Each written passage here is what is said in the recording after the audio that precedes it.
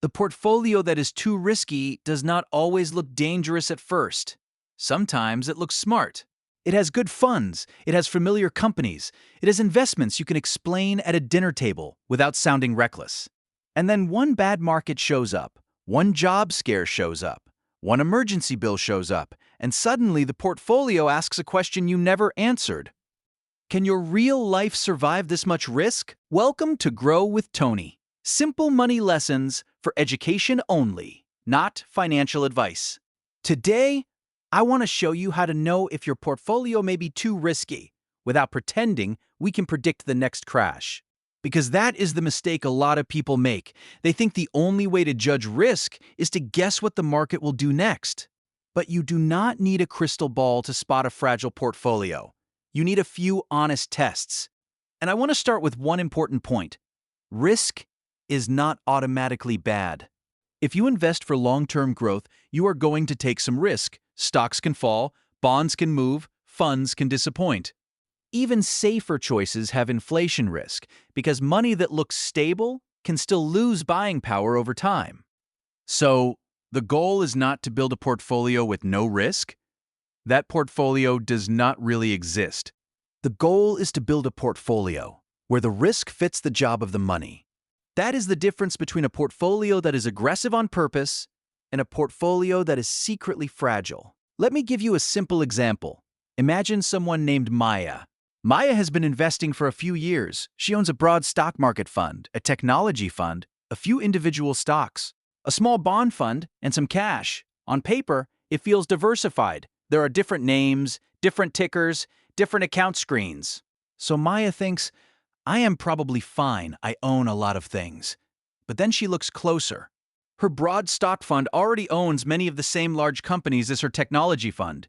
Her individual stocks are mostly in the same kind of growth companies. The portfolio looks like 5 different decisions. But a lot of the risk is actually pointing in the same direction. That is the first lesson. More holdings do not automatically mean less risk. Sometimes a portfolio is like a closet with 10 black shirts. Technically, you have 10 shirts, but you do not have 10 different outfits. Investing can work the same way. You can own many funds and still be exposed to the same market, the same sector, the same style, or the same kind of optimism. That does not mean the portfolio is bad. It means you have to inspect what the holdings actually do. And this is where the main reframe matters. Risk is not just what your portfolio owns. Risk is what your plan cannot survive. That line is the whole video. Because one person can own 90% stocks and be fine. Because the money is for retirement decades away, they have stable income, they have emergency cash, and they understand volatility. Another person can own 60% stocks and be taking too much risk because that money is needed soon, they have no cash buffer, and they would panic if the account fell sharply. Same asset class. Different life. Different risk. So here are 7 tests you can use. Test number 1. The timeline test. Ask yourself, when do I need this money? This is the fastest way to separate useful risk from dangerous risk.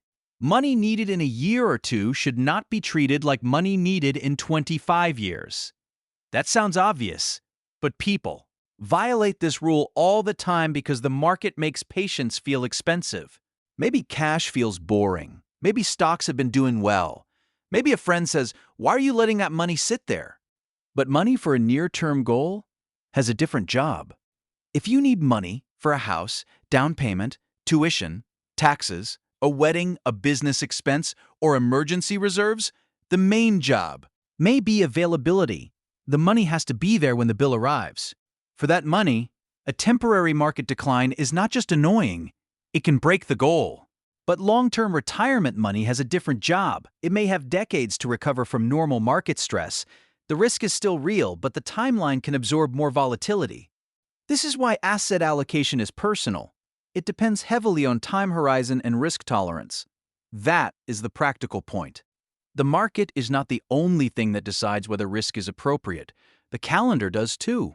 So if you look at your portfolio and feel nervous, separate the money by deadline first. Short-term money asks, will this still be available when I need it? Long-term money asks, will this help me grow over time? And can I stay invested through rough periods? If you mix those two jobs together, your portfolio can become too risky even if the investments themselves are normal. Test number 2, the loss size test. Ask, if this portfolio fell 20%, 30%, or more, what would actually happen? Not what should happen in a perfect version of you. What would really happen? Would you lose sleep but stay on plan? Would you stop contributing?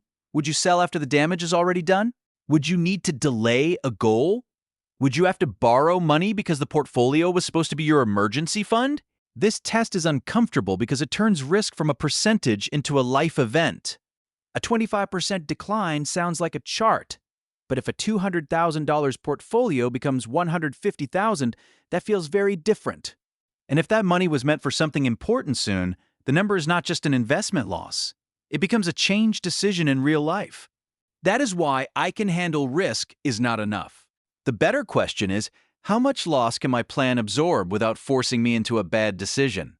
If the answer is not much, then the portfolio may be too risky for that goal.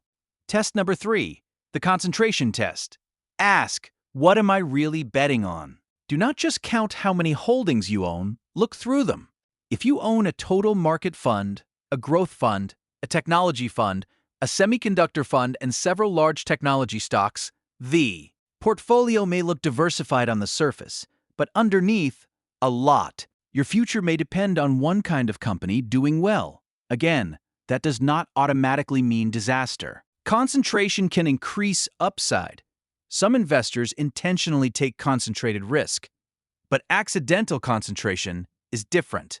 Accidental concentration is when you think you are diversified because the app shows many positions, but the economic exposure is much narrower than you realize. This is especially easy with funds. Mutual funds and ETFs can be great tools for diversification, but a fund is not diversified just because it is a fund. A narrow sector fund can still be very concentrated. Several funds can overlap. A portfolio can own many tickers and still lean heavily into one story. So ask, if one sector had a bad few years, would my whole portfolio suffer? If one company disappointed, would it change my life? If one investing theme stopped working, would I still have a plan? If one answer controls too much of your future, your portfolio may be too risky. Test number 4, the cash buffer test. Ask, am I using my investment portfolio as my emergency plan? This one is huge. A portfolio can be reasonable for long-term wealth and still be too risky if you are depending on it for short-term shocks. If the car breaks, the roof leaks, income drops, or a medical bill appears, do you have cash or stable reserves outside the market? If not, then every market decline becomes more dangerous, not because the investments changed, but because your liquidity changed. When people have no cash buffer, they may be forced to sell investments at exactly the wrong time. They are not selling because the plan says to sell. They are selling because life needs money. That is not a portfolio problem only. That is a structure problem. Long-term investments work best when they are not constantly being asked to solve short-term emergencies. So before asking whether you own too many stocks, ask whether you have separated emergency money from investment money. If every dollar is invested and every emergency requires selling, the portfolio may be too risky even if the allocation looks normal. Test number 5, the behavior test. Ask, can I actually live with this portfolio? This is where a lot of investors overestimate themselves. They choose an aggressive allocation when markets are calm because, on a spreadsheet, higher expected return looks attractive. Then the account drops, not a once-in-a-lifetime crash, just a normal ugly market, and suddenly the same allocation feels unbearable. Risk tolerance has 2 parts, ability and willingness. Ability is financial. Can your timeline and cash flow handle volatility? Willingness is emotional. Can you watch the account fall and still follow the plan? Both matter. If you technically can afford the volatility but you will abandon the plan the first time it hurts, the portfolio is still too risky for you. Not because you are weak, because a plan you cannot follow is not your real plan. I like to think of this as the 3 a.m. test. If the market dropped hard and you woke up at 3 a.m., would your portfolio still make sense to you? Would you understand why you own what you own? Would you know what you are supposed to do next? Or would you open your phone, stare at red numbers, and start rewriting the whole strategy in the dark. That moment tells the truth. The best portfolio is not the one that looks bravest when everything is green. The best portfolio is the one you can keep using when it feels uncomfortable. Test number 6, the drift test. Ask, has my portfolio become riskier without me choosing it? This happens quietly. Suppose you started with a target mix that felt reasonable. Over time, one part of the portfolio grew faster than the rest. Maybe stocks ran ahead. Maybe one sector had a huge run. Maybe one individual position became much larger than intended. You did not wake up and decide to take more risk, but the portfolio changed anyway. That is exactly why rebalancing exists, to bring a portfolio back toward its intended asset allocation after some investments grow faster than others. Rebalancing is not about predicting tomorrow. It is about returning to the risk level you already chose. Think of it like the thermostat in a house. If the room gets too hot, you do not say, I am making a dramatic prediction about weather. You adjust the system back toward the setting you wanted. Portfolios need that too.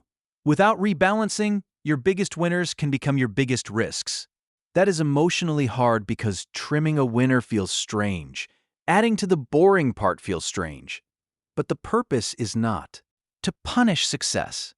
The purpose is to stop success from quietly rewriting the plan.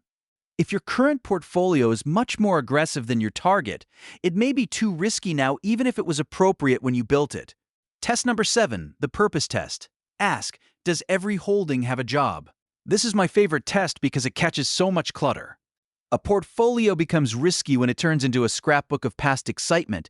This stock because a friend mentioned it. That ETF because it was trending. This fund because it had a great 5-year chart. That small position because you did not want to miss out. None of those decisions may look huge by itself, but together they can create a portfolio with no center. Every holding should have a reason. Not a perfect reason, not a reason that guarantees success, but a clear job. For example, this fund is my broad stock exposure. This bond fund is here to reduce volatility. This cash is for emergencies and near-term goals. This smaller position is a satellite position, and I have a size limit on it. Now the portfolio has structure. But if the honest answer is, I own this because it went up, or I own this because I did not want to miss the next big thing, the risk may be higher than it looks. Excitement is not a portfolio job. FOMO is not an asset allocation. And hope is not a risk management plan. So what do you do if your portfolio fails a few of these tests? First, do not panic. Finding too much risk does not mean you have to sell everything tomorrow. Panic is just another form of letting emotion manage the portfolio. The better move is to turn the problem into a rule. Separate short-term money from long-term money. Write down your target allocation. Set maximum position sizes for individual stocks, sectors, or themes. Decide how often you will rebalance or how far an allocation can drift before you act. Build or protect a cash buffer so your investments are not your first emergency fund. And simplify holdings that do not have a job.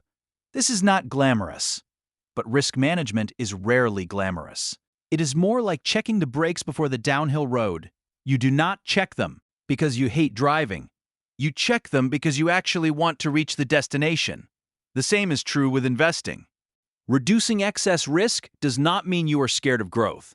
It means you want growth in a form your life can handle. So here is the final checklist. Your portfolio may be too risky if the money is needed soon but invested aggressively. It may be too risky if a normal market decline would force you to sell, borrow, or delay an important goal.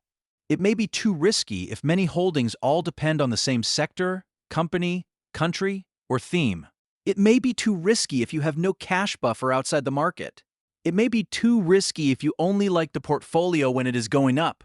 It may be too risky if winners have grown so much that the portfolio no longer matches your intended allocation. And it may be too risky if you cannot explain what each holding is supposed to do. Notice what is missing from that checklist. It does not say your portfolio is too risky if stocks fell last week. It does not say your portfolio is too risky if the news is scary. It does not say your portfolio is too risky if someone online says a crash is coming. Those things may get your attention, but they are not the core test. The core test is this. Can this money for this goal survive this risk with your actual behavior? If yes, the portfolio may be aggressive, but it might still be appropriate. If no, the portfolio may be asking too much from your life, and that is the real danger. Not risk itself. Risk without fit. A healthy portfolio is not a portfolio that never falls. That is not how investing works. A healthy portfolio is one where the expected bad periods do not destroy the plan. It is risky enough to grow, but structured enough to survive. If this helped, like the video. And in the comments, tell me which test exposed the most risk in your own thinking.